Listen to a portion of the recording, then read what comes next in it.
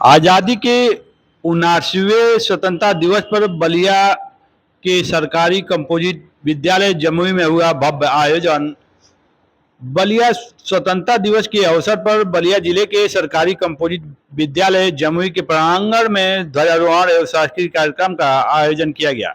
इस कार्यक्रम के बतौर मुख्य अतिथि विश्वकर्मा महासभा भाजपा के प्रदेश अध्यक्ष श्री मार्कंडे जी शामिल है। ध्वजारोहण के उपरांत श्री शर्मा ने मेधावी छात्र छात्राओं को सम्मानित करते हुए सभी देशवासियों को स्वतंत्रता दिवस की हार्दिक शुभकामनाएं दी।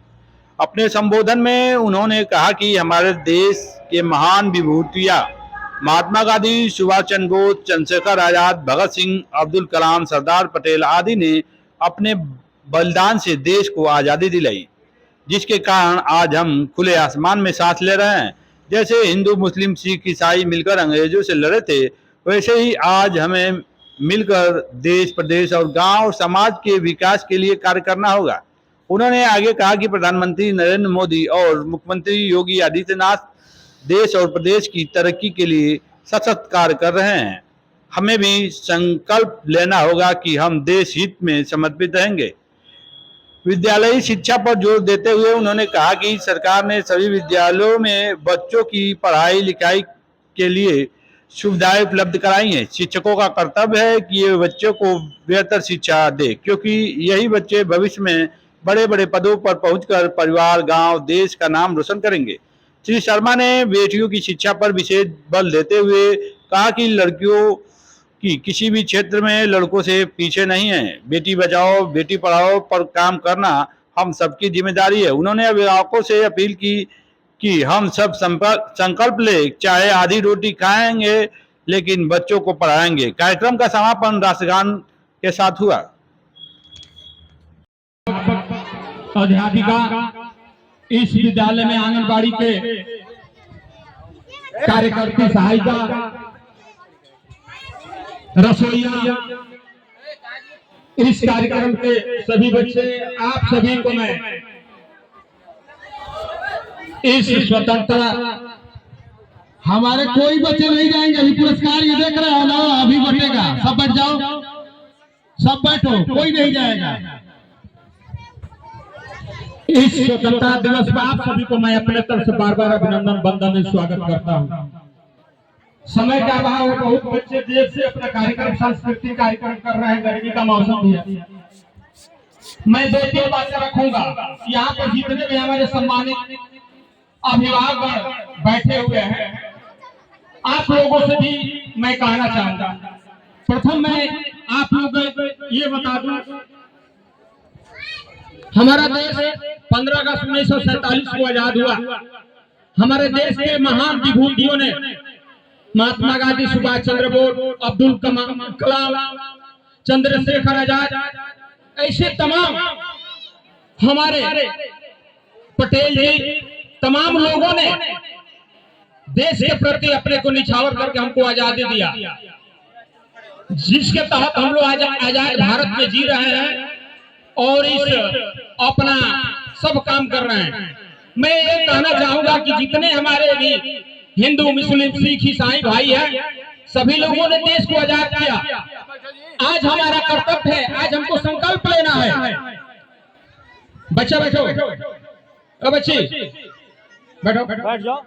आज हमको संकल्प लेना है कि जिस तरह से हमको आजादी देने वाले हमारे महान पुरुषों ने भाईचारा का नाता अपनाया, हिंदू, मुस्लिम, सिख, ईसाई एक साथ होकर आपस में बैठ मिलकर देश को आजाद किया।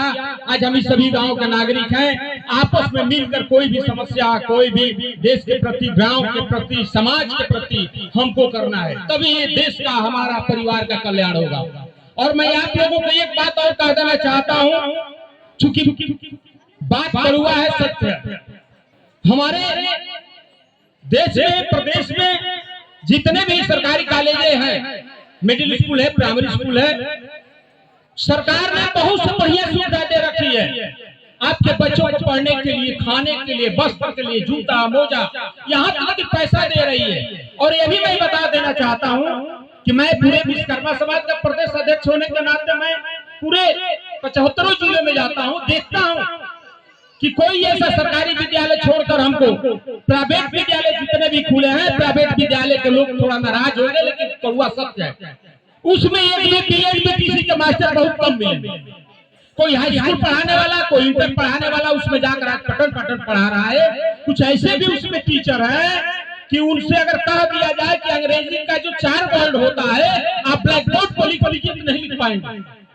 तो मैं आप लोगों से कहूंगा कि आप लोग अधिक से अधिक जो भी सरकारी विद्यालय इसमें जो भी टीचर आपके सामने बैठे हुए हैं, सभी बीए बीटीसी, क्योंकि हम जब जाते हैं किसी डॉक्टर के पास इलाज कराने के लिए तो हम उसको जानते हैं कि वो डॉक्टर कैसा है, वो कितना पढ़ा लिखा है, एमबीबीएस है, सर्जन है, फिजिशियन है। हम पूछते हैं, हम किसी अदालत में जाते हैं तो पूछते हैं कि वकील कितना बढ़िया है।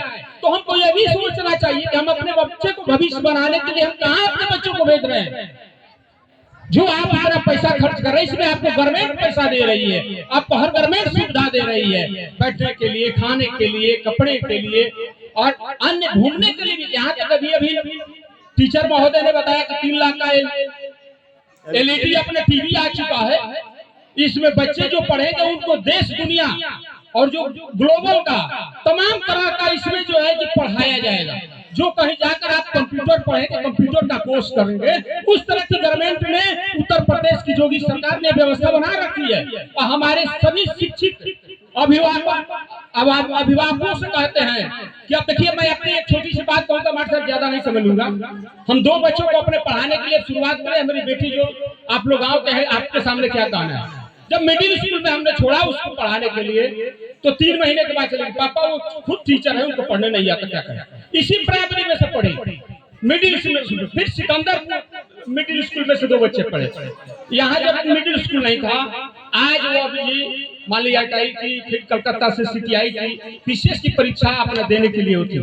आज हमारा छोटा बेटा है, सभी गाँव के हमारे अभिभावक है जानते हैं कि बीएससी एजी करके इसी साल फाइनल, इसी प्राइमरी स्कूल में से, इसी मिडिल स्कूल में से। तो मैं कहना चाहता हूँ, आप लोगों से निवेदन करूंगा, जो भी अन्यथा है जिनको लेना होगा जो वो लेंगे, लेकिन मैं सत्य बात कह रहा हूँ कि जो भी सरकारी कॉलेज हैं उसमें योग्य टीचर है, बीडी आपका बीएड बीटीसी है, सभी योग्य इसमें अध्यापक आए हैं। कोई हाई स्कूल पढ़कर जो है कि यहाँ पर टीचिंग नहीं कर रहा है।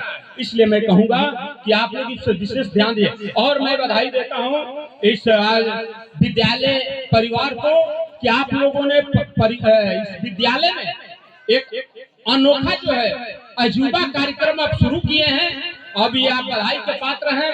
भविष्य में भी ऐसा भी आप लोग बनाए रखें ताकि अच्छा बच्चों का भविष्य, क्योंकि मैं संगीत से लगाव रखता हूँ। जो भी बच्चे 2-3 बच्चे बहुत बढ़िया बात कहे हैं, एक सत्य कड़ुआ है।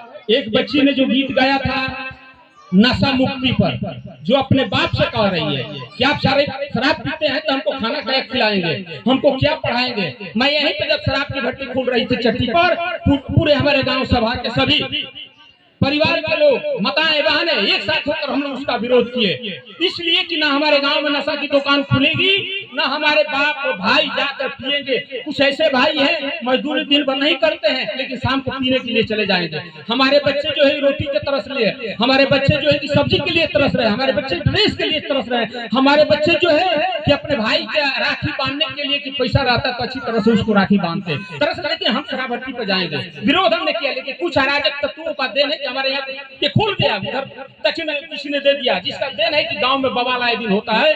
तो बच्ची को मैं बधाई देता हूँ। एक बच्ची ने और अपना जो है कि वो सामाजिक गीत गाया, एक देश गीत पर।